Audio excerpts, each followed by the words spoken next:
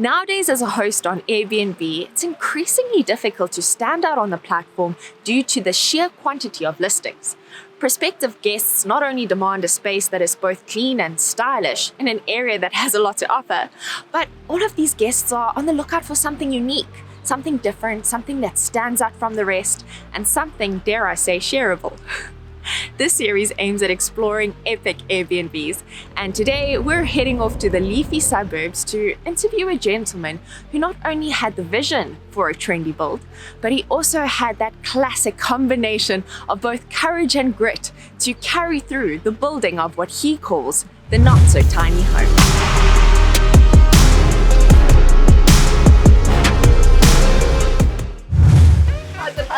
Hi, Margaret.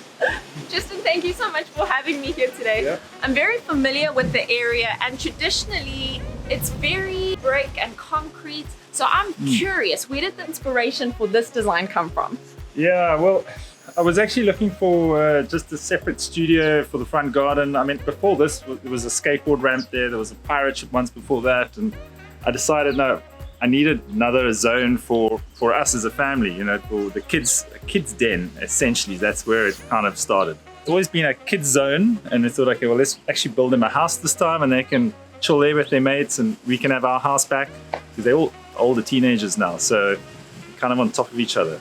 Built with loved ones in mind, it's evident that Tristan added truckloads of heart into the design of this structure. Tell me about the process of building it. How long did it take you? Was it easier or more difficult than you originally anticipated? Yeah, it's a full-on, council submission process. A lot of people have asked me that, do you have to put this through council? Definitely. It was a self-build. So from digging the holes for the concrete and getting a truck and putting the concrete in, but the rest was, timber. It's a timber frame construction, so it's all made out of the garage there and erected here over the course of 3 years. What did you enjoy the most about the process of building it yourself? Yeah, just getting involved with my hands, because I've actually always been designing on the board. So interior design, that's where I came from, and working with on AutoCAD for retail outlets and stuff. So it was actually quite an interesting learning curve, get involved with every aspect of something I've always just drawn, and like, what the hell was I thinking at some of these details? Like, I would argue countless times with shop fitters and whatever. Come on, can't you see it's an easy detail? And now I was on the receiving end of my own details, which was pretty interesting. Yeah. Timber frame homes are exceedingly attractive due to a number of reasons. Not only are you in for a rubble-free process, but there is a certain amount of attractiveness to a home being manufactured off-site, transported and delivered, ready to be assembled. But in this case, all manufacturing happened on this property, an ambitious endeavor for a first-time home builder. So with an earth-friendly timber frame structure, not only is the construction of the home unique, but it's also inviting. Let's see if the sleek and hyper-modern exterior carries into the layout indoors.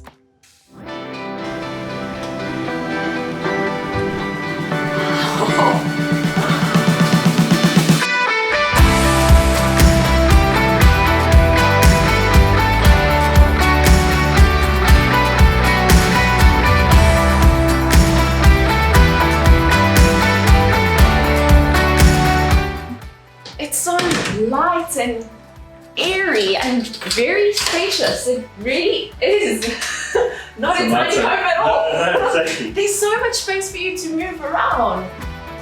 That light up there immediately catches your attention and brings in a lot of natural light. All of these giant windows.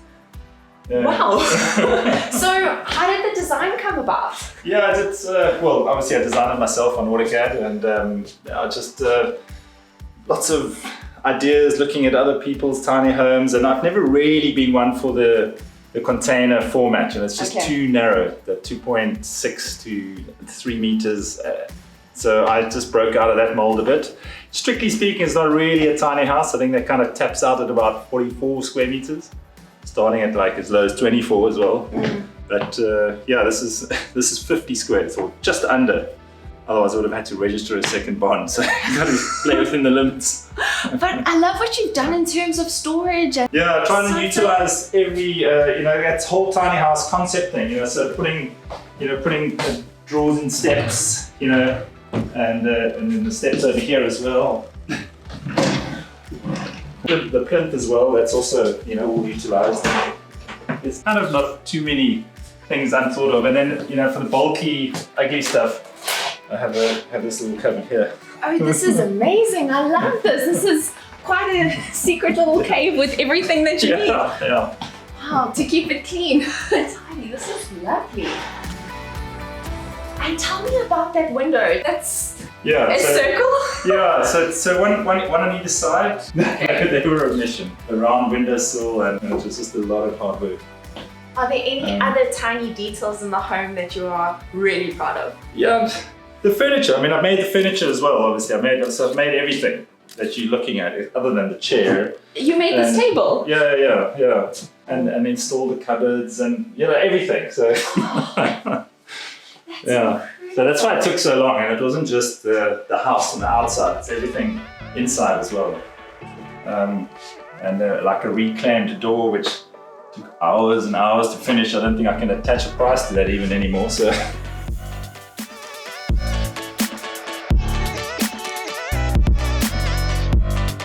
Tiled beautifully.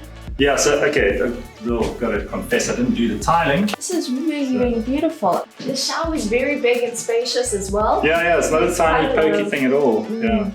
And so this was originally for your children? For the kids, yeah. Right. And this is going to actually earn its keep now. So yeah, Airbnb was the obvious choice for me. Okay, yeah. so when did you get involved with Airbnb and what is the process? Well, this finished in February this year. Oh, okay. Yeah.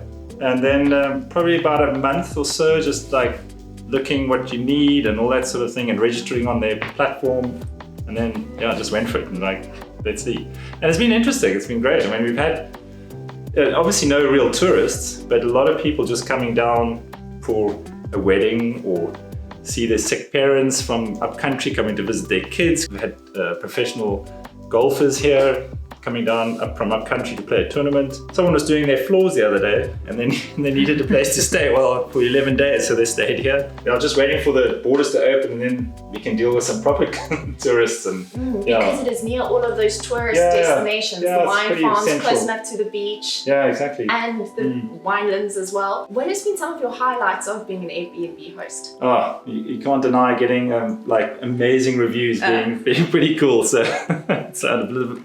But they're so complimentary, so it's been pretty cool. Especially because you built it by hand, I'm sure those compliments carry a lot of weight. They've appreciated it. Yeah, they've really appreciated being in the space, which obviously gives you a bit of a kick, so it's been good. And in terms of budget for the place, what sort of budget were you looking at? There was no budget really, I just started building. I mean, it can't get any cheaper than building it yourself. So we weren't really too afraid of the end figure.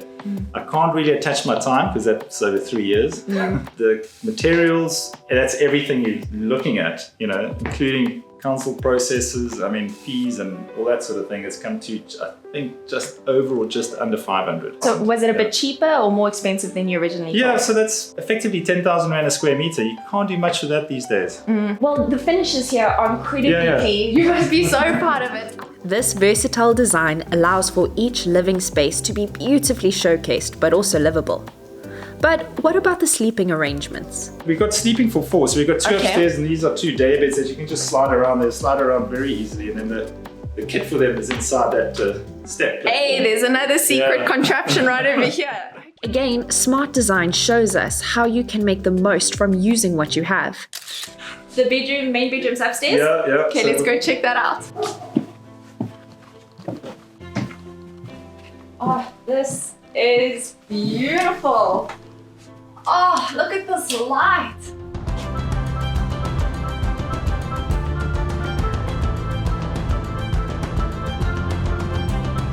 For a loft, there's so much light. There's a lot of light in here. It's evident that a lot of thought was put into not only the layout, but these finishes. I'm sure you can agree, they definitely add to the tone of the room. These are stunning. Yeah, so they were a great find. I mean, it's through a lighting agency that I've been using for years, even when I was in the retail game, and yeah, I just stumbled upon them, so I was like, gotta have those. And you made this shelving as well? Yeah, everything, eh? This is lovely, especially for somebody who's coming here maybe for a week or more for work. They've got enough hanging space to hang out all of the corporate clothing. Having the skill to assemble furniture helps keep costs low. Luckily for Tristan, his furniture business has given him room to explore and conceptualize designs that are not only great to look at, but also extremely functional. I try and think of all the little possibilities. So like at the back of these things, you've got like cable storage, so then it doesn't all hang down at the bottom. So when you're looking at it on the floor, you just see the cabinets and the light, you see all wires and nonsense hanging around. This is stunning. Yeah, so that was just a little bit like offbeat, I suppose. Handmade as well? Yeah. So make a jig first and then router it out and sand it again and again. It's so soft. Yeah, and that's the finish that I've got on there. Yeah, the furniture part of things was interesting. The house I had this idea in my mind and I had to build it. So that was like a task. Whereas the furniture part, you could really enjoy. You see the place coming alive once you start putting in your pieces. I love the choice of color that you used. The combination of the whites, the greens, the yellows, it's very light, uplifting. Yeah. So I bounced a lot of that off with my wife. She's pretty cool with the colors as well. So we work quite nicely in harmony with that kind of thing, and then she's obviously taking care of the whole garden. That's her joy. It clearly took you a long time, 3 years to build. Yeah. Was it a smooth procedure? I'm guessing not. Yeah, it for the most part it was smooth and frustrating at times, but then I also had the odd setback, 1 or 2 accidents along the way. So putting a drill through my finger, so you kind of can't use that hand for ages. It feels like ages, probably 2 weeks. What else? Oh, the fell off the roof. How could I forget that? So yeah, luckily the scaffolding was halfway up. So I tried the ladder.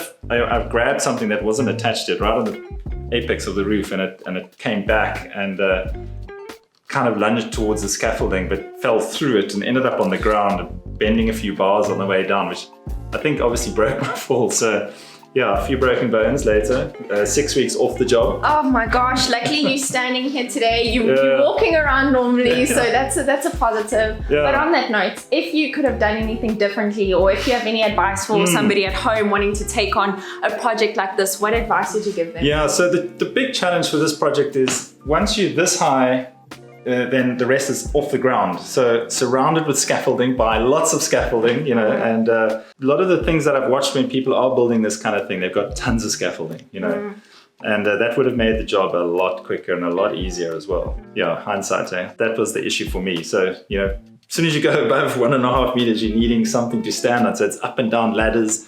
And I only had a little bit of scaffolding, which helped, but the next time I'd surround the whole thing with scaffolding, I think. Well done. This is such a beautiful build, such a stunning, not so tiny home. Thank you. I love all of the details, from the games you made to that stunning mirror that you created up there. Cool. It's really beautiful. Thank you for having us here today. It's been a pleasure. Wow, Tristan went through a lot putting this not so tiny home together, and his efforts were not in vain. I think what's so encouraging about the story is that not only did Tristan have the vision for this build, but he shows us that yes, sure, he could have given up after the first year when it looked like things were taking a little bit longer than usual. And again, he could have given up after he had that nasty fall. But what he really shows us here is just how rewarding perseverance can be. He got the planning permission required, and he made the most of the plot of land he had available. So Tristan managed to create a very unique, sought-after short-term rental that not only he can sit back and be really proud of, but that guests can also enjoy. So thank you, Tristan, for letting us come through and film the not-so-tiny home. And guys, if you enjoyed this video, go ahead and give it a big thumbs up and consider subscribing to this channel if you'd like to see episode number 2 in this series. I'll see you in the next video, guys. Take care. Bye-bye.